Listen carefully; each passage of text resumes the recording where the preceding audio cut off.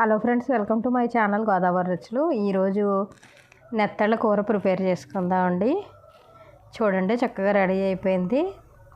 చాలా తక్కువ టైంలో ప్రిపేర్ చేసుకోవచ్చు. దీనికి కావాల్సిన పదార్థాలు తయారు విధానం చూద్దాం. ఇక్కడ నేను నెత్తళ్ళు తీసుకున్నాను. ఈ బాగు చేపించి తీసుకున్నానండి. అయినా సరే కడుగుదామని కడుగుతుంటే ఇంకా అట్ల నిండా పైన పొట్లాగా ఉంది. అందుకే ఒక్కోటి కడగాల్సి వచ్చింది.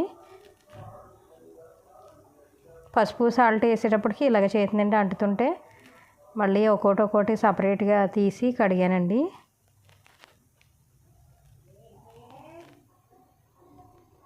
ఇదిగో చూడండి, నెత్తళ్ళు ఇలాగ క్లీన్ చేశాను. ఇప్పుడు వీటిని నీట్గా కడగాలి.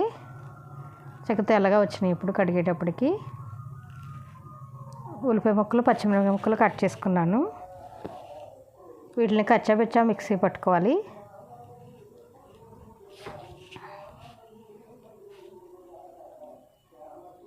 ఇదిగోండి, పేస్ట్ ఇలా పట్టుకున్నాను. ఒక స్టవ్ వెలిగించి కొంచెం ఎడల్పుగా ఉన్న గిన్నె పెట్టుకోవాలి.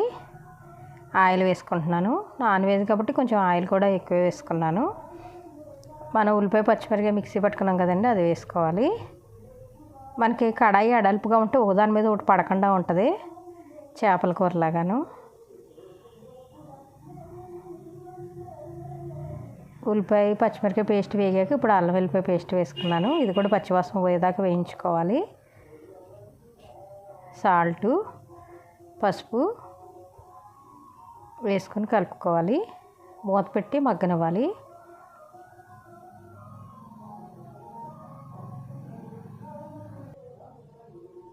ఇప్పుడు చింతపండు గుజ్జు వేసుకుంటున్నానండి. పులుసు వేసుకొని పోసుకుంటున్నాను. ఇప్పుడు ఇందులో కారం వేసుకుంటున్నాను. మొత్తం బాగా కలుపుకోవాలి. కొంచెం పులుపు సాలినట్టు అనిపించకపోతే మళ్ళీ కొద్దిగా చింతపండు రసం పోసుకున్నానండి. మూత పెట్టేసి ఒక ఉడుకు రానివ్వాలి. ఇదిగోండి, ఉడికొచ్చింది. ఇప్పుడు మనం నెత్తళ్ళు వేసుకుందాం. నెత్తళ్ళు ఉత్తినే 5 మినిట్స్లో ఉడికిపోతాయండి. ఎక్కువసేపు ఉంచామంటే మొత్తం పేస్ట్ అయిపోద్ది కూర అంతా.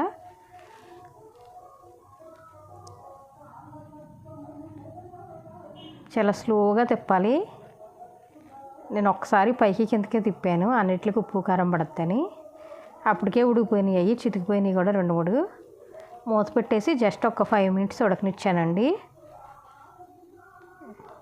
ఎంతో టేస్టీగా మన నెత్తళ్ళ పులుసు రెడీ అయిపోయింది.